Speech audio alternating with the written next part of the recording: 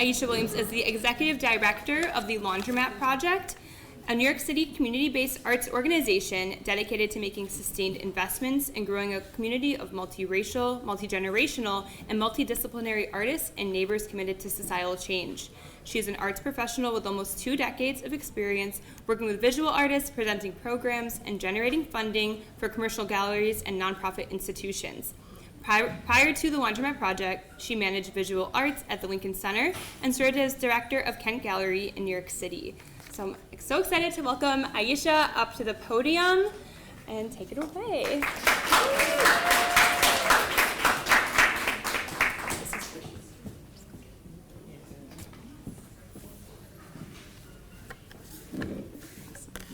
Good afternoon, everyone.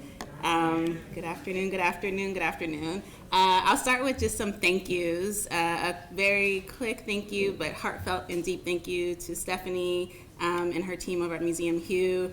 Watching the organization evolve over these many years has been such an incredible inspiration to see. So thank you for convening us around this very critical topic and convening folks over the past year around this extremely incredible topic and offering folks tangible things to take back as we think about what it means to build our organizations and institutions to create sustainable spaces for communities of color.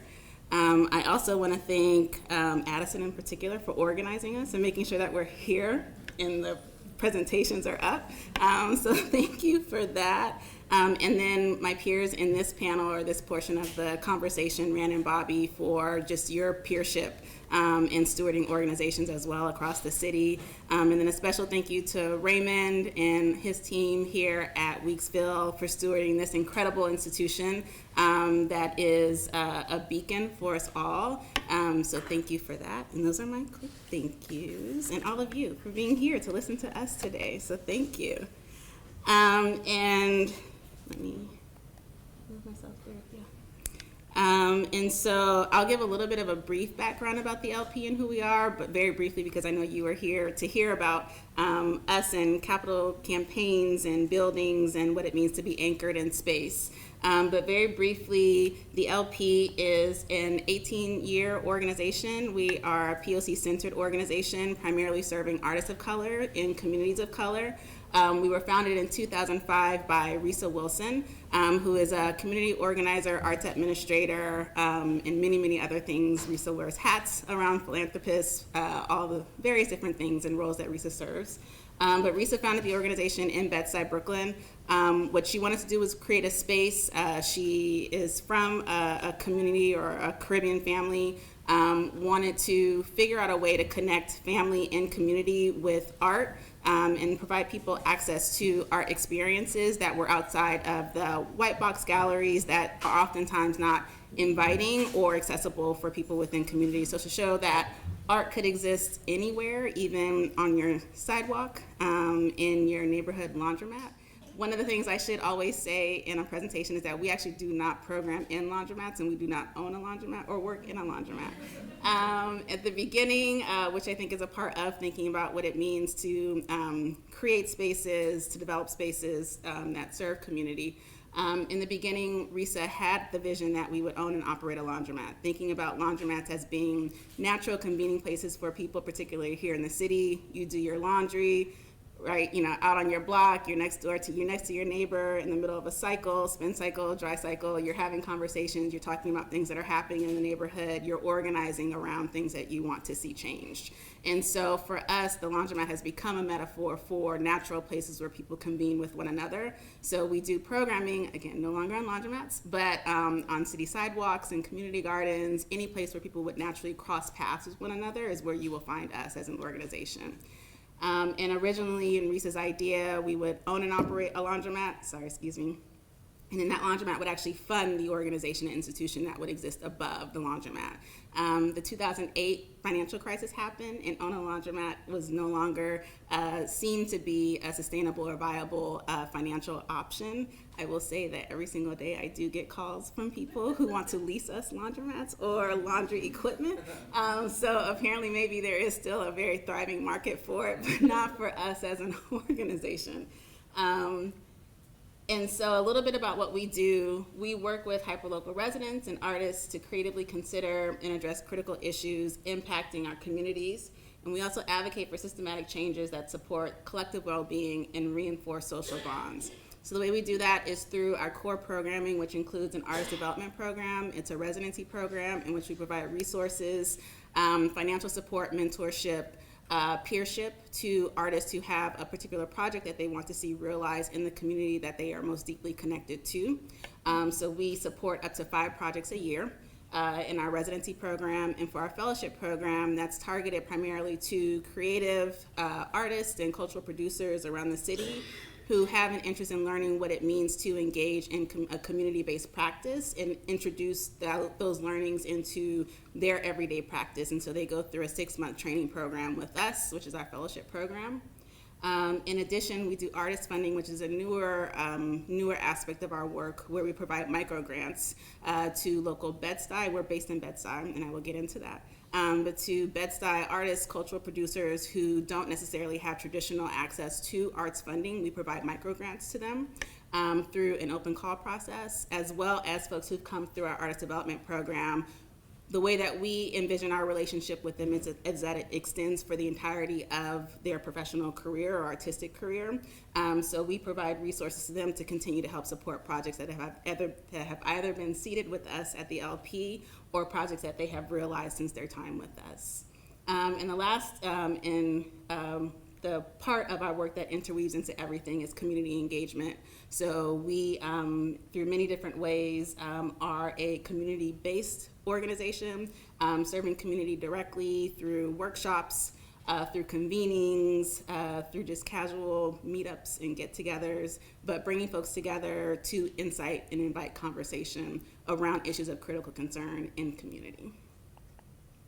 This is a little bit of what that looks like. We're locally grounded through creative activations, through our residencies, fellowships, public programs, artist funding, and the like.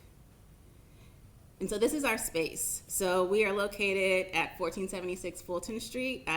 If folks know Bed-Stuy, we are on Fulton Street between Tompkins and Kingston, which is a vibrant and very active block.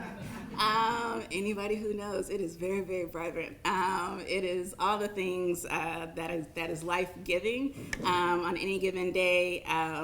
Just the energy, the dynamism, the activity that happens on the street. We are very much in the heart of it all in our storefront. And so remember the order of my slides.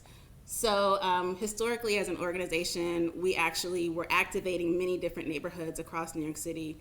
Primarily we were located in Harlem, Bed-Stuy since our beginning, and in the South Bronx. And in the South Bronx, we had a 2-bedroom apartment that we programmed out of for 5 years. It was on a historic block in Longwood called Kelly Street.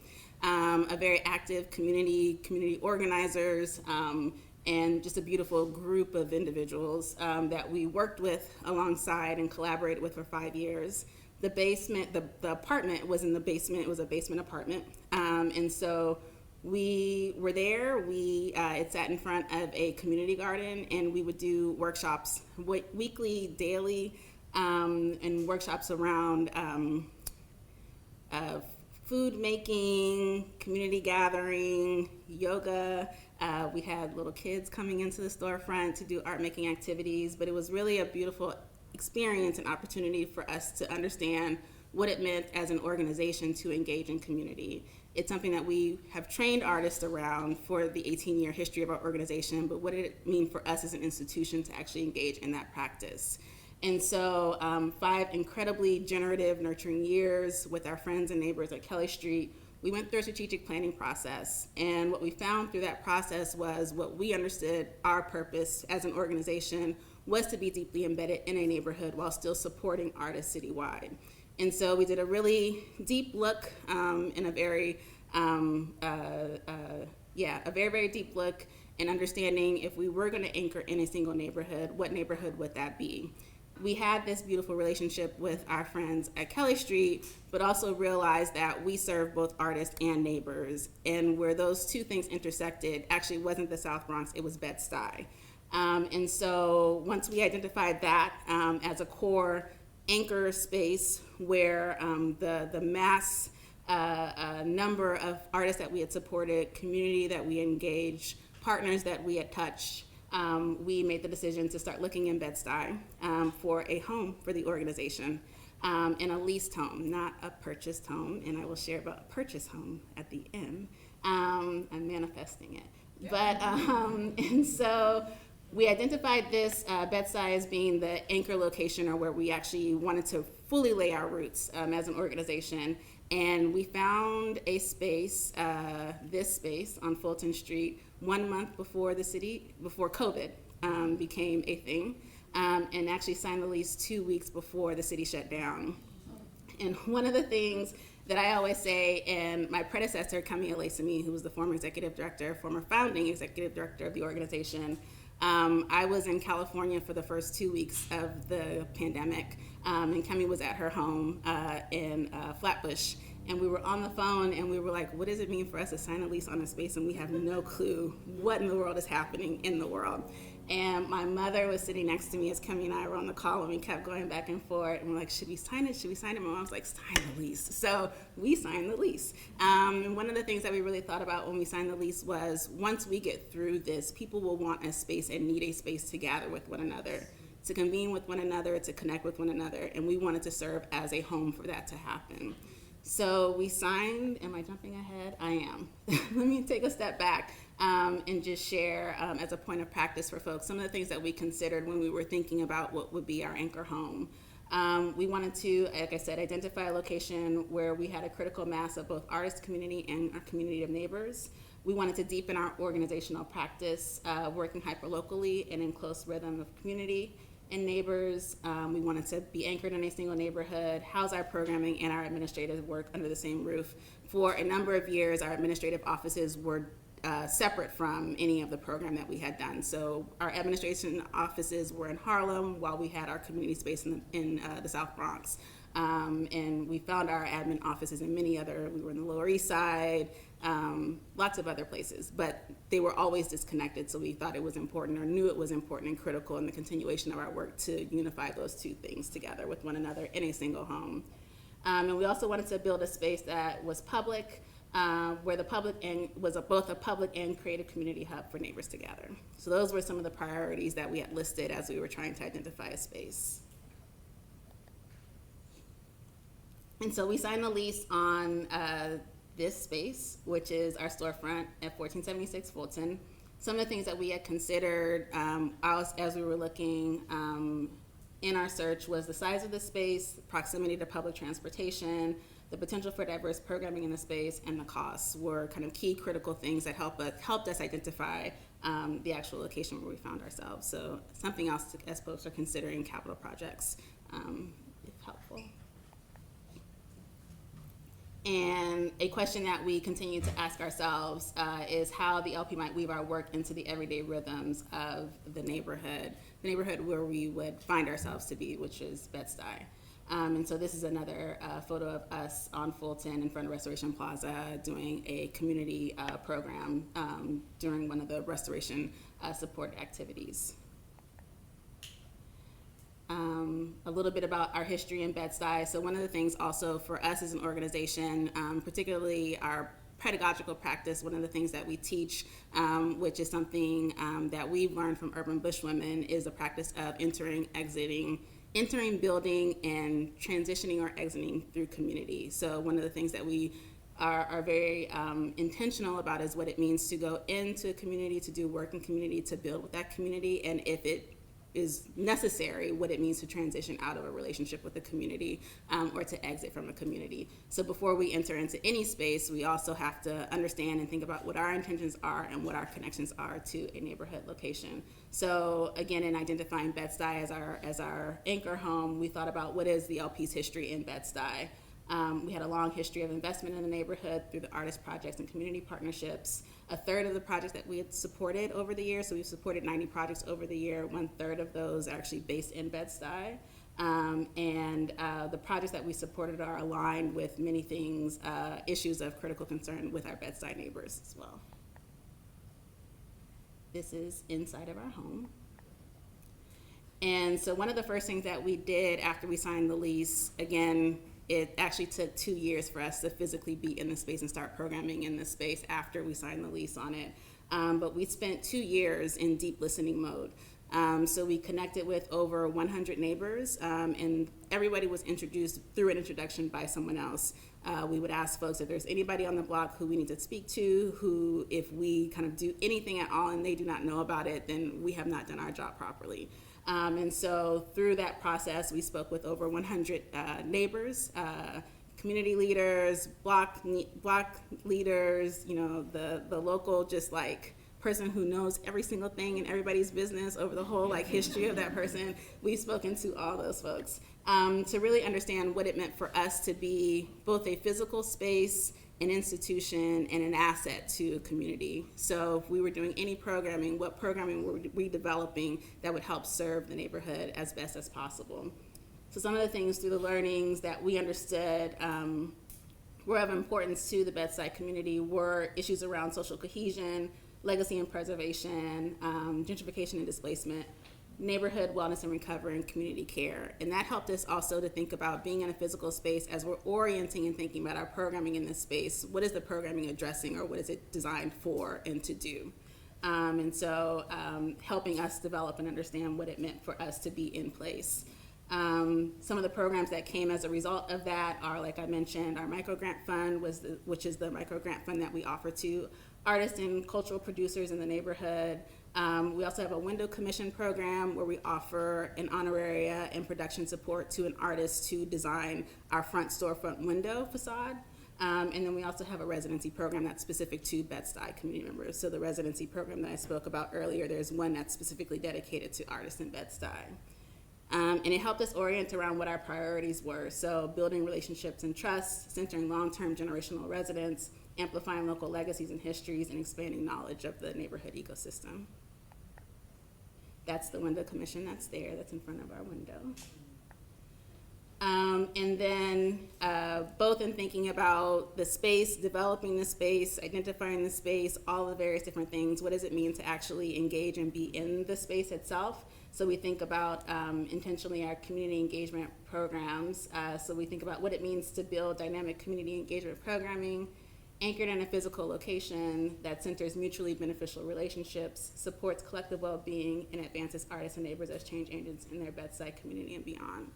And so some of the things that are listed below are projects that are resulting from that inquiry and that are an extension of the physical space itself, as well as partnerships that are attached to it. And so we are now in the space. It's a 2,000 square foot, 2-level storefront. The first level is fully ADA accessible. Downstairs is a finished basement, so it's not accessible. But like I mentioned, our programs and our administrative operations exist in that 2,000 square foot space. So some of the things that we're thinking about now is how we grow within the space or grow outside and beyond the space itself.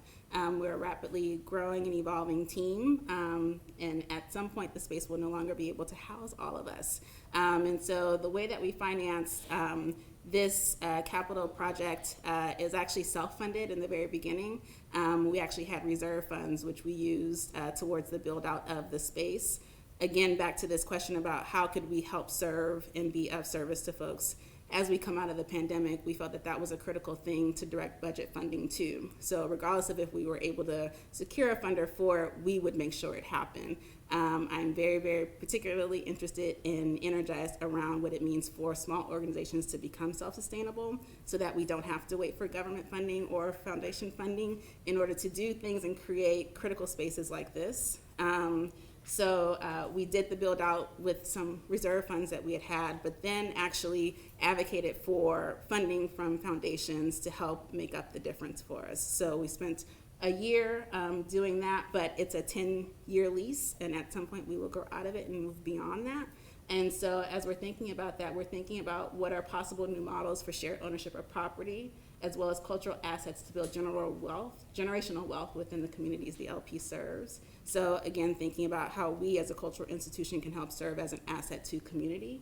And then we're also thinking about what the full implications of a new physical space are for the organization's mission. So one of the things that folks share with me is to think about, to get a building is amazing, but does the building actually, and as you're thinking about building out the building, does that match the organization's mission, what your purpose is, what grounds you, and to make sure that those two things are aligned in any conversation that you're having around building out a campaign or anything like that. And so I jumped around a little, but that is the LP.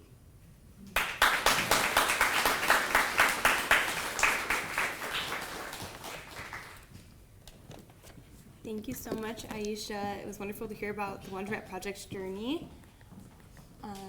Next up, I am delighted to introduce Ran Yan from the Lewis Latimer House. So as the executive director of Lewis Latimer House Museum, Ran Yan works to engage diverse audiences through inclusive programs rooted in African-American inventor and humanist Lewis H. Latimer's legacy.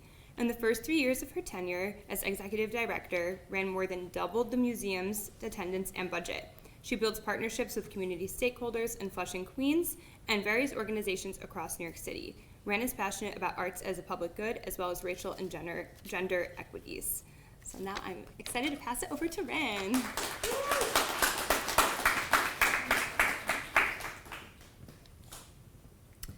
Thank you. Hi, everyone. Happy spring.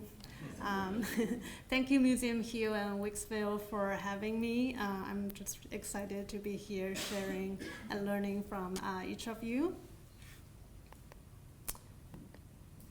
So just a little background on Lewis Latimer House Museum. Some of you probably already know. Lewis Latimer was a Black inventor who helped improve electric lighting. He worked with Thomas Edison and Alexander Graham Bell. He helped Bell develop the telephone patent. And one of his contributions was a patent to manufacture carbon filament, which makes the light bulb longer lasting and more affordable for the average household. So the house the museum was his home for 26 years and is located in Flushing, Queens. It's a moderate 2.5-story Victorian house.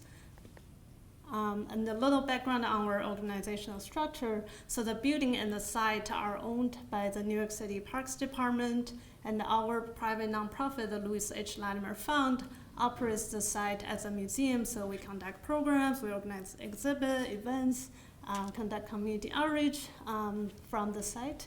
And the nonprofit was founded by Lewis Latimer's granddaughter, Winifred Latimer Norman, whom I will talk a little more about later. We're also a member of the Historic House Trust of New York City. They are an affiliate nonprofit that helps the Parks Department maintain 23 historic houses that are all owned by the City Parks Department. So the house itself went through quite a unique journey. In the photo on the right, it is a photo of the original house with Lewis Latimer, his wife Mary, and one of their daughters, Louise, standing on the front porch. On the left is a newspaper clip from the New York Times from 1988. In the photo is the granddaughter, Winifred Latimer Norman, standing in front of the house. As you can tell, by that time, the house was had been owned by different property owners, occupied by different tenants, so it was already changed and looked different. So in 1988, the artist and activist from Jamaica, Queens, Tom Lloyd, received the news that the house was facing demolition. So he alerted Winifred and the community members about the news. So Winifred and the community members worked together to form the Save the Lewis Latimer House Committee. So the committee spent a lot of time working with the local elected officials. The committee also included members from the local Ebenezer Church and the AME Church in Flushing. And they eventually also worked with the local Flushing community members. And to add a little more history on that, so historically there had been a strong Black community in Flushing, especially during the time when Winifred was growing up, and by the time of the late 1980s, the population had diminished, and there had been new immigrants moving into the area, including new residents from different parts of the world, from Korea, China, and India, including the property owner at that time, was a Korean developer who was gonna redevelop the house. And eventually, the committee also worked with them, and the developer also donated some money to help the house being preserved and moved. So, so eventually, thanks to the efforts of Winifred and the committee, on a snowy day in 1988, the house went on wheels and started its journey of 1.5 miles from the original location to the current site. And here's a timeline of some important milestones in the journey of the house, from being preserved to becoming a museum and to today. So since its preservation and moving to the new location, the house itself went through a lengthy renovation in the 1990s. It was designated a New York City landmark in 1995, and eventually opened to the public around 2000. Since its opening, the house in the first about 2 decades of the museum, I would say the museum's life, it was kind of struggling with maintaining a stable team of staff because of a really strong lack of resources. And eventually in 2006, the ownership was transferred from, I believe, Department of Cultural Affairs to the city parks and became a member of the Historic House Trust. One of the most recent renovations we had was an exterior renovation with a new roof, which was managed by the Historic House Trust and the Parks Department. And another upcoming milestone that we're really excited about is we are currently redesigning and remaking our permanent exhibition, which will open next year. And I hope that all of you will come check it out once we reopens.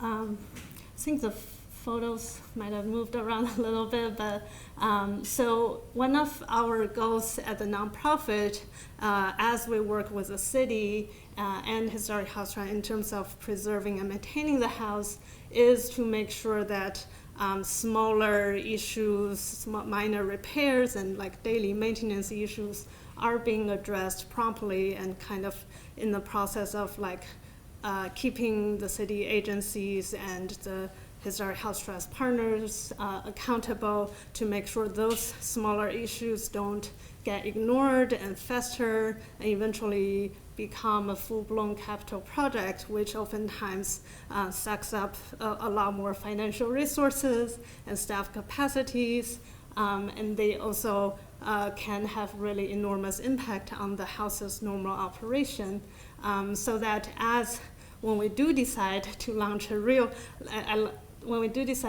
capital project, it will really be to further expanding our vision and future potentials, as opposed to playing catch-up on the daily preservation and maintenance work.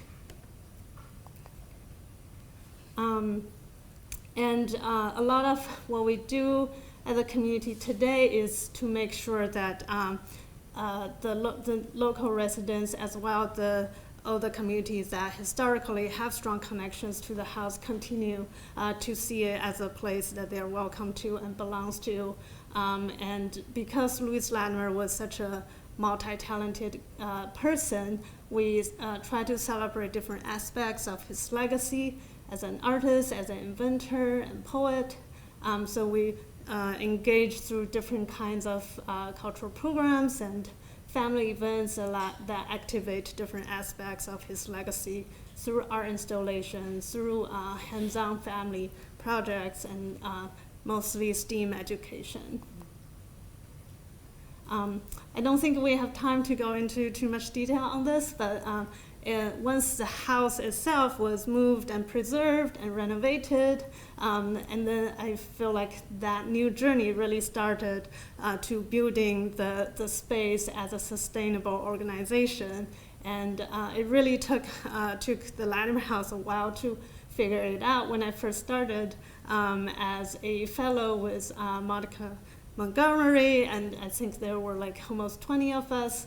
The house hadn't had like sustainable funding for many years, so we kind of had to start from scratch to figure out how to revitalize it. And so it's been a journey, and I would love to connect with you after this to further share any experience. Thank you.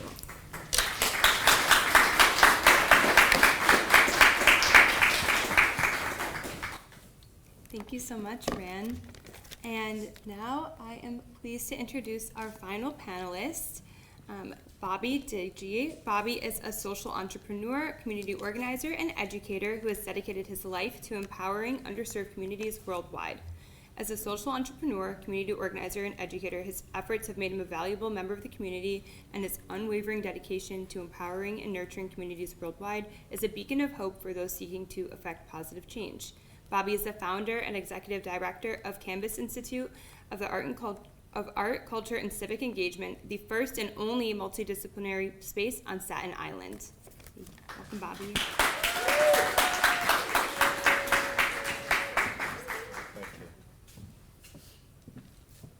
Good afternoon, everyone. I want to thank my sister, Stephanie Cunningham. I'm really proud of the work that you're doing with this organization. I want to thank Addison, Sierra, Amanda, and the team that helped us, convene this over the weeks. I also thank my fellow panelists, Ayesha and Rand. Great job you two did. Round of applause for them, please. My fiance, wife, and partner who is here, your commissioner, our commissioner, Lori Cumbo, and my mother-in-law who's here as well, my mother-in-law, Beverly. The Canvas Institute team, Lisa, Katuka, Bud, Celia, Terry, and Jeraine, who's filming back there. We all know the importance of having a team, so I just want to get that out of the way so that I don't forget it. Additionally, thanks to Corey, who is here. Corey from, and I want to get this right, BKD, architectural firm. Ali and Cynthia, who isn't here, who we're working together now. Oh, Cynthia's here. Who we are working together now to really vision out the property that we've acquired. So, Canvas Institute, I'm pretty bad with slides. I just usually, okay. So I'm going to be talking about the geographic location of spaces, and I don't really want to repeat or, go over what has already been talked about.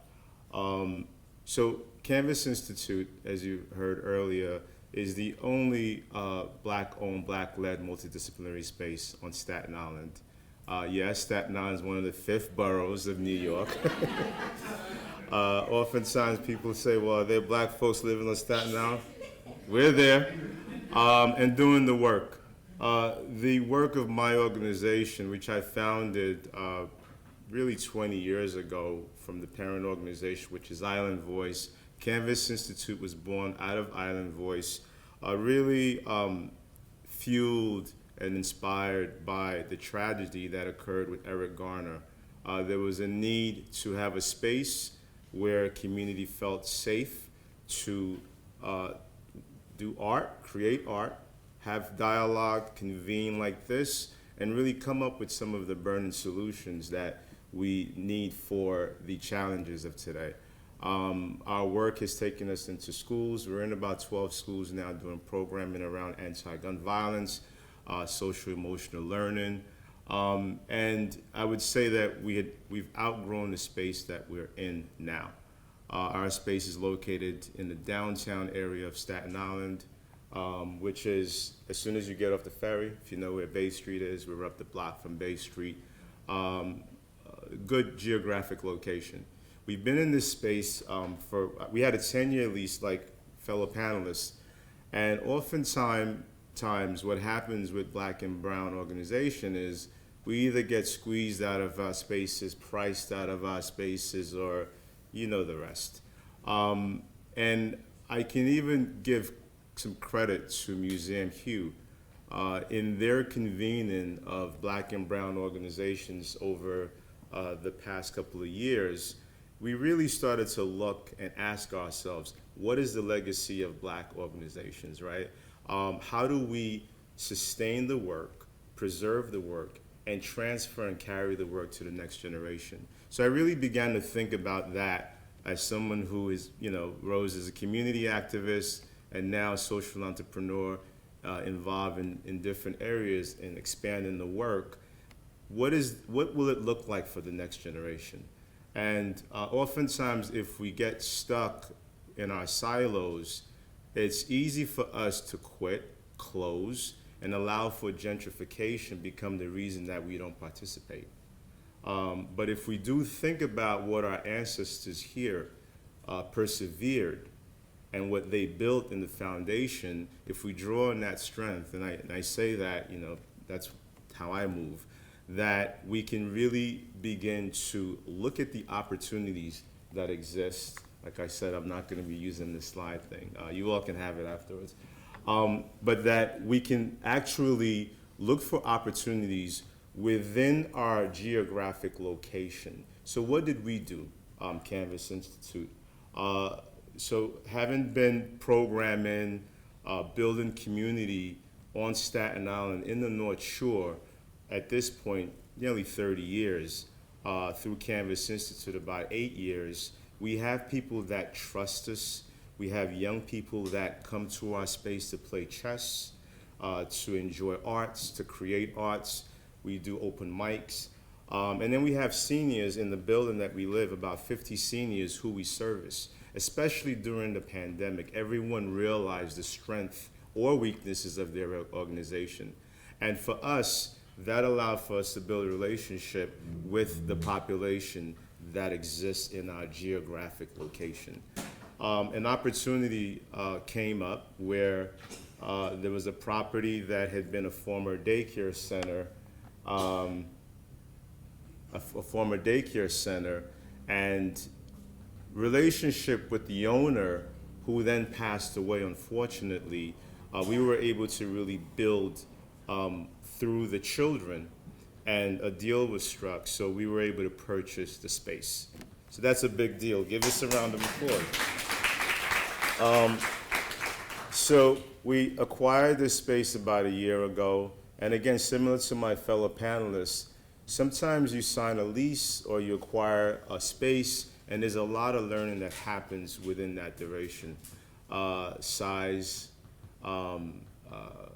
noise, neighbors, requirements from city government and city agencies, but just the learning curve of maintaining the space and also looking at the short-term and long-term needs of the space. So effects of the building process, I'm just going to talk about this very quickly.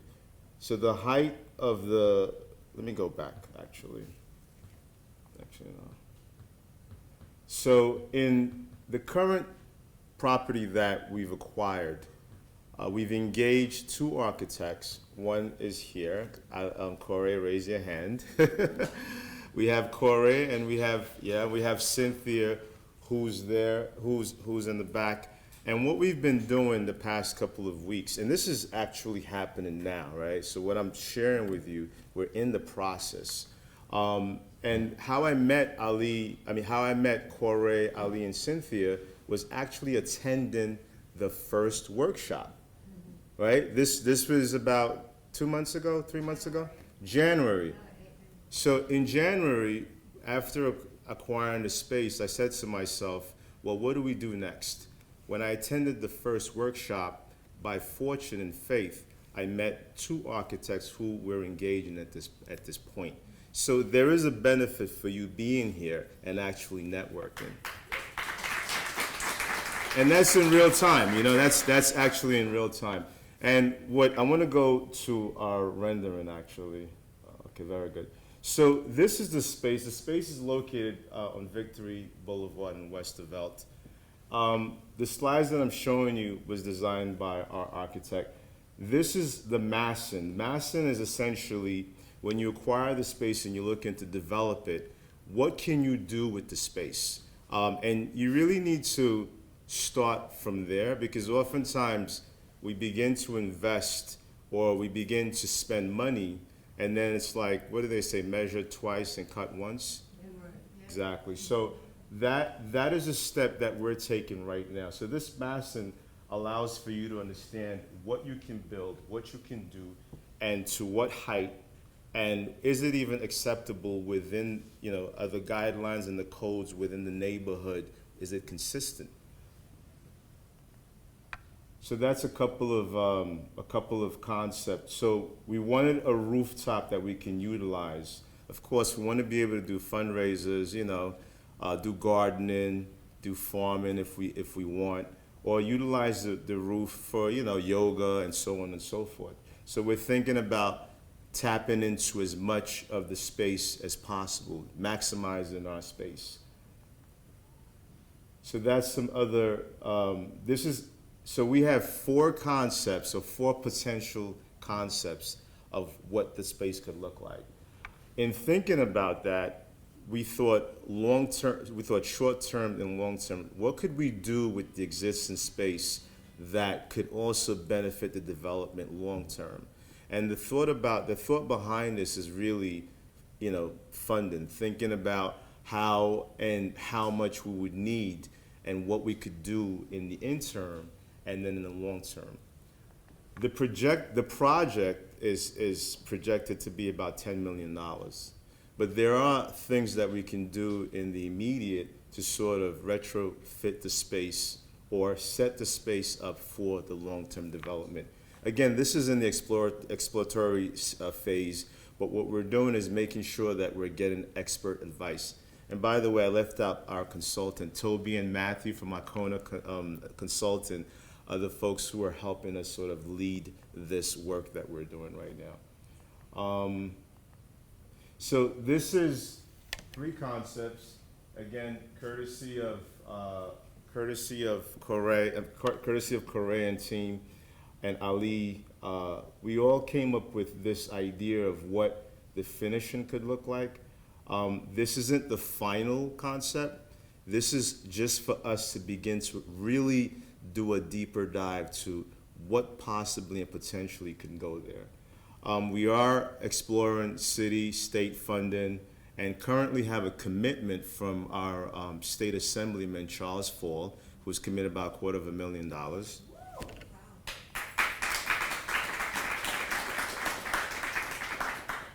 So this is what the inside of our gallery, the gallery we have now is much smaller, but this is what our gallery, we would like the gallery space to look like. It would be something of this size, right?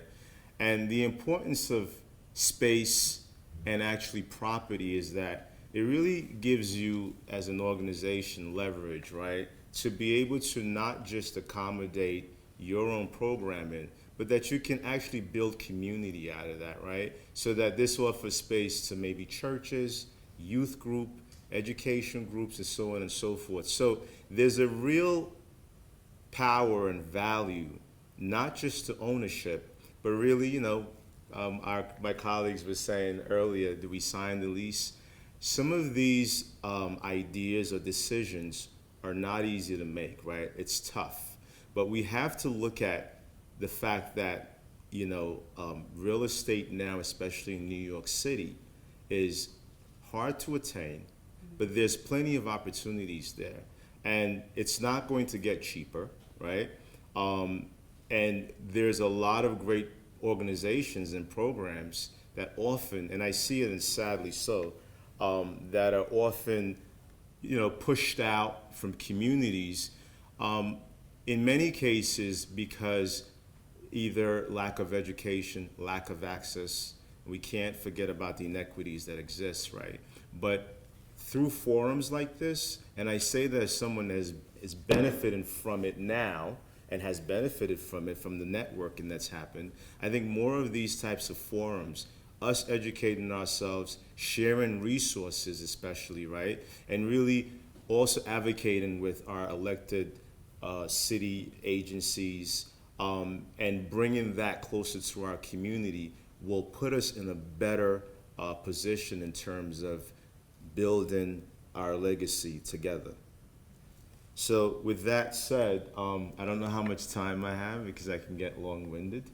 I want to kind of leave it open for questions. I get the questions afterwards. And I want to thank you all for being here and really for participating. Thank you.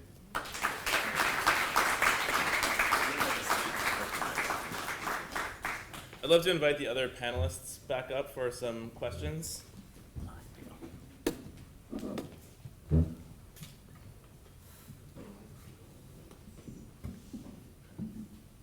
Any questions from the audience to start us off? Hi, again, it's Lisa. This is for you. Yes. It's a question about the way you organize your organization is very, very, I see it also as an individual, for individual artists to look at their work the way you have that structured. So I'm going to talk to you about my residency that I have because I think they need to think like you think. I think it's going to be very helpful.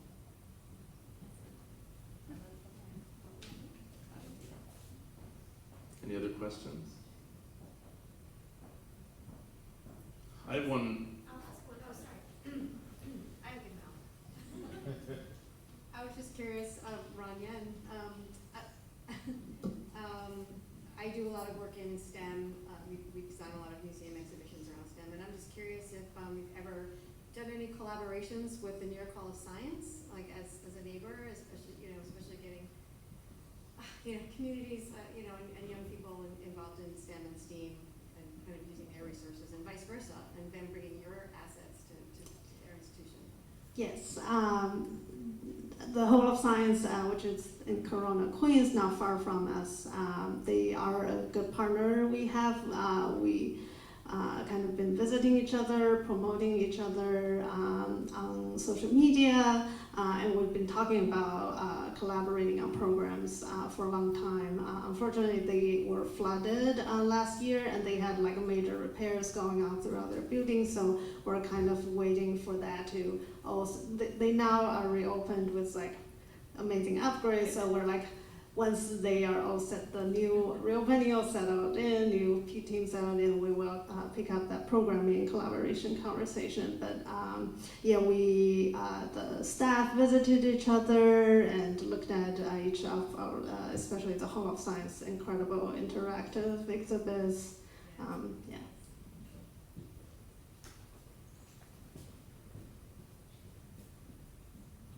This question is for Bobby. When you were buying this space, what did you prepare for? Were you already looking for space? Did you have funds saved for the space? Like, what was, the thought behind purchasing a space within Staten Island? That's a good question. During the pandemic, being a social entrepreneur, that you see what was happening across the field, right? There was all kinds of issues between landlord, tenants, and so on and so forth. So I was sort of anticipating, we had a 10-year lease and we were 8 years into it. And the thing was, I said, well, seeing everything I saw, I didn't know whether after the pandemic, the landlords would start saying, hey, give us twice what you're paying us now. So no one really knew.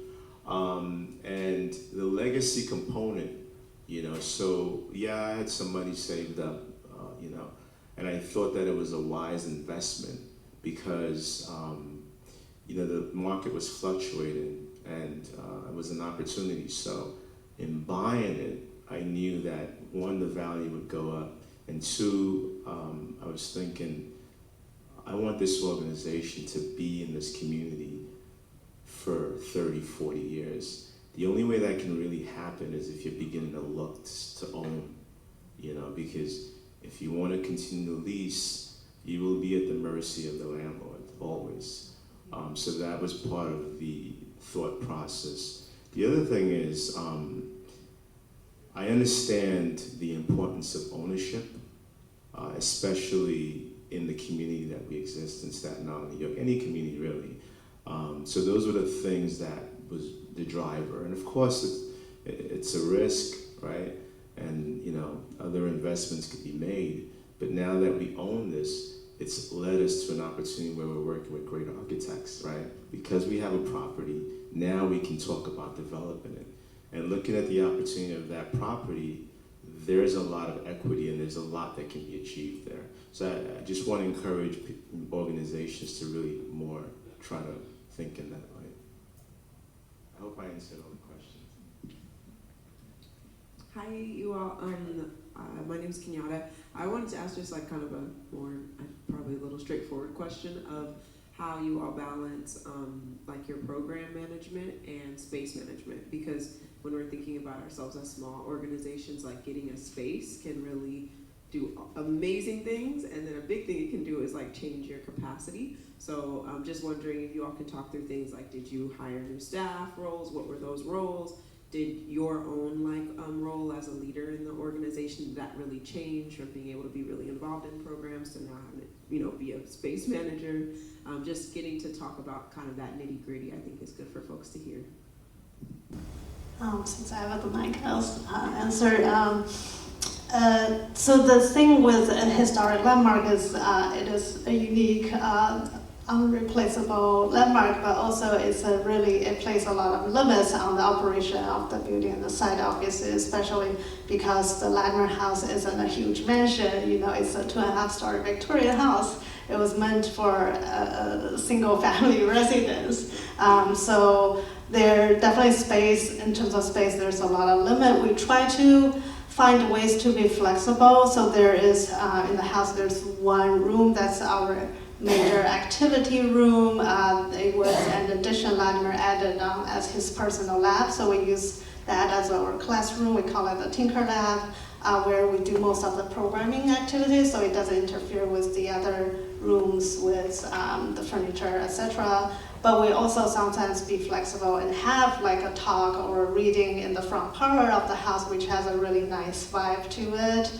And especially since the pandemic, we started more actively utilizing our outdoor space, which is this incredible green space. It isn't a large park, but we partnered with organizations like Cool Culture to host wellness festivals, and a lot of people came out because we now value even more the healing power of nature, and to be able to gather in peace and in safety in a green space is really a valuable thing.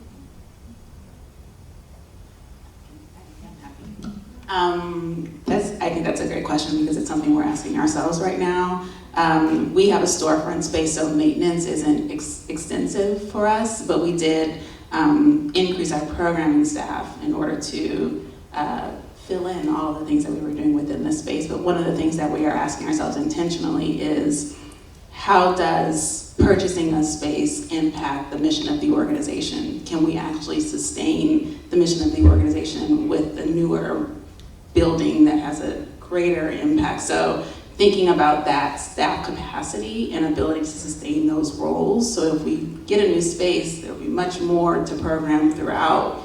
If we bring on 5 new programming staff members, can we actually sustain their sustainability, their thrivability, their ability to get paid and to be resourced themselves? So how those two conversations align with one another is something that we're thinking about very intentionally right now.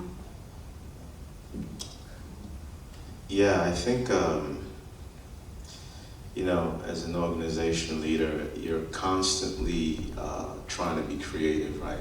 So I find that we collaborate often. So for instance, on Saturday, we are going to be hosting 130 students who are doing an arts project with a local high school.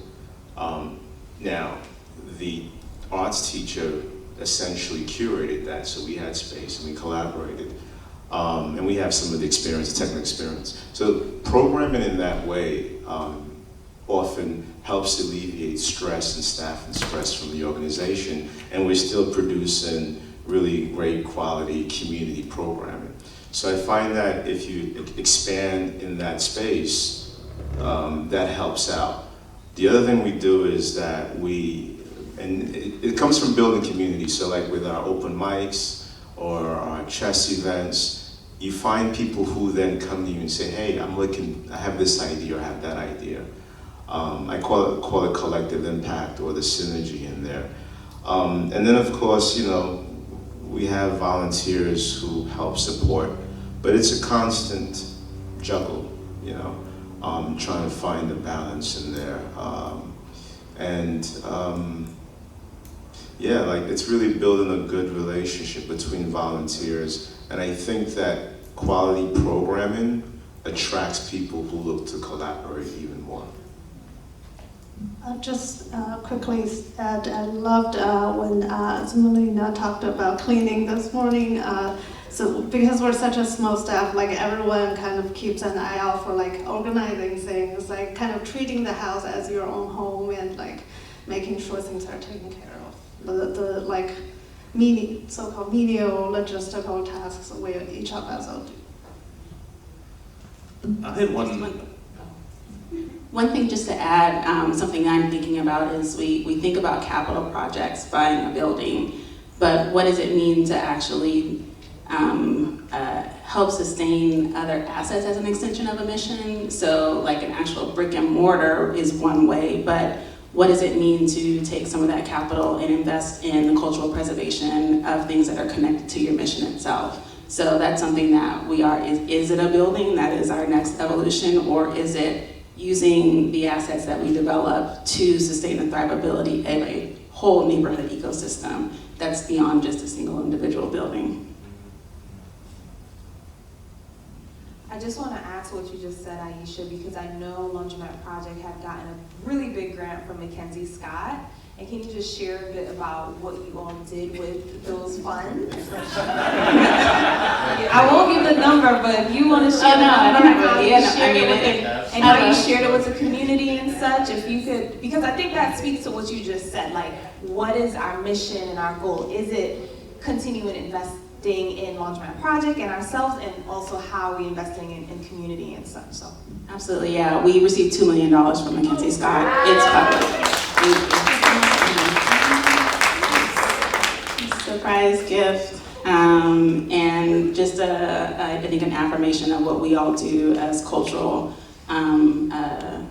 organizers to sustain neighborhoods that we're deeply connected to. So to that point of the $2 million that we received from Mackenzie Scott, 10% of that went directly to the folks who actually allowed ELP to be who we are as an organization today. So we did micro grants or small grants to anybody who's ever touched the organization, past interns, past staff, all the artists that we've supported, the 200 plus, peers, partners, and a few other folks too. Just to say that we are not doing this or building this thing alone. It is a collective effort. And then we set aside 5 $10,000 grants that we then gave to folks like Black Space, who are also a part and extension of the ecosystem. Just a real affirmation and an understanding that we are a collective of folks who are working towards a bigger vision collectively with one another, and it was really important for us to think about that. So the remaining funds is, again, in that spirit, how can we actually raise capital to extend that intention of supporting the greater, broader ecosystem of cultural workers, cultural leaders, cultural spaces, community, who all of us work and are in service of. And so still thinking about considering what that is. Again, the question of, is that a building? Is that helping to preserve cultural assets in Bed-Stuy, across New York City? Is that creating a cultural district and doing our part and contributing to that in some small part? $1.8 million doesn't really get you far in the city, which is a really big thing to really understand that it's actually not a lot of money in the grand scheme of things. But yeah. One follow-up question I have to this one, which is something I think that has come up a lot in previous panels as part of this series. I mean, one of the things that I find so amazing about the HueArts data advocacy project is it links this concept of really, really hyper-local work to the importance of the city at large. And then one thing that you had mentioned was at one point the institution was in 3 different boroughs. And then there was this process of finding what is the right super local piece of it. But now as you're thinking about how this grant is going to affect you, you also mentioned a commitment to the arts community of New York City at large. So I'm curious what you see the relationship is between that hyper-local neighborhood focus as well as the city as a whole. The city is the hyperlocal. Is like my very quick. All these small communities are the things that make up New York City. That makes New York City what it is. That is the reason why people come to New York City. All the deep historical, cultural assets that exist on a very, very hyperlocal scale deserve to be uplifted, and their impact should be acknowledged and understood to the broader New York ecosystem and worldwide ecosystem too. I was in Ghana at the beginning of the year, and being there and hearing just anecdotes from folks who reference back cultural spaces here in New York City, here in the States, just really understanding what's happening at the local has such a large ripple and such an extensive impact on what's happening globally. We recognize that, hopefully folks who have a little bit more power than us recognize it as well, but yeah. I wanted to add to that. It's interesting when we talk about, as New Yorkers, right? And I love the fact that I just came from Nigeria. I was in Nigeria about maybe 2.5 weeks ago also. Observing exactly what you talked about, the connection. Speaking of the hyperlocal, I think I think oftentimes that we, in New York, sometimes we forget why New York is the Epcot center of the world, right? And the different fibers, 5 borough, not just 4 boroughs, but the 5 boroughs. Got to make that distinction. Wu-Tang, that the work that we're doing, and this is why I love this organization, Museum Hue, that there is an intentional effort to connect those dots, right? There's power in there. There's power there. And we must be firm and resolute and resilient and revolutionary in pushing that. Because it's very easy to say, well, this is happening in Brooklyn, or people are getting pushed out of Brooklyn. Well, what's happening in Queens? And how are they connected? And in Manhattan, Harlem, for instance, right? Sometimes we talk about Harlem, sometimes we don't, right? And then it's like Staten Island, well, are there black folks there or not? So it's so important, this work we're doing, and really, creating this collective impact and really rising, sustaining the work over time. And when you think about what's happening in the city and, economically, socioeconomically, politically, whatever, where are we finding ourselves in that space? So I just wanted to elevate that. Talking about hyper-local, I think one thing I've noticed over the years about New York City is, even though it is an incredibly diverse city, but a lot of the neighborhoods in the city are still very much isolated or maybe segregated from each other in a way that's they're in very close vicinity with each other. And I think the really unique thing about the Latimer house is in today a majority Mandarin speaking neighborhood, but it'll forever be a Black heritage site, and it'll forever be Black board and a community-based staff and board, and it's a really unique opportunity to kind of bring to light the history that sometimes is forgotten. And when you see Flushing today, you see Chinatown, but there's a longer, deeper history in that neighborhood that you just by going to a Chinese restaurant in Flushing, you don't necessarily know about. I think we have time for one last question. I also want to make sure that we have enough time, as Bobby mentioned, to have a lot of networking after this, because we're not kicking everybody out right after this. So, I think Hi, how you doing? Thank you so much for sharing your expertise. Ryan, you spoke about being able to revitalize your organization for sustainable funding, and Ayesha, you too. You spoke about the advocacy for a self-sustainable organization. Can you speak a little bit more about that process? And what is the most important step, would you say, that? I'm sorry, I think I missed what was your question? My question was, you spoke in your presentation about revitalizing your organization for sustainable funding, and Ayesha spoke to the point of sustainable funding for our organization, self-sustainable funding. So what was your process, and Ayesha, what would you say is the most important step? I think with Latimer House, it was kind of just figuring it out along the way, starting with lower hanging fruits. We kind of really started, because when we were fellows there, we didn't have connections to big foundations or big government grants. We kind of really just started out with local arts council grants of $3,000-$5,000. That's what we started with, and then we slowly kind of gained our footing and applied for bigger and better grants, not better, but larger amount grants. And we're still in the process of searching for sustainability, and we were lucky that through the pandemic we really thrived because of our revenue model, that we never relied on selling tickets to the museum, because we've been free admission always, and we really strongly believe in that. But that kind of helped us really thrive through the pandemic without reducing budget, actually adding a few staff members. And over the years, we've been really careful about building cash reserve, etc. And I think one of our future goals might be to start building an endowment, which is another big challenge.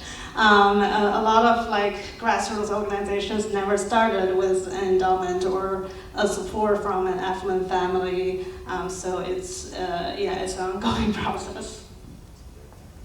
Endowments is the ultimate. Building a strategy around building an endowment for us is what we're thinking about right now, and what that looks like. Quasi-endowment, full endowment, endowments. Just an ability to have a source of funding that we can rely on, so that we know 20 years from now, 30 years from now, capital will not be an issue, and that will not be a conversation about the fact that we can't open our doors because we don't have access to funds.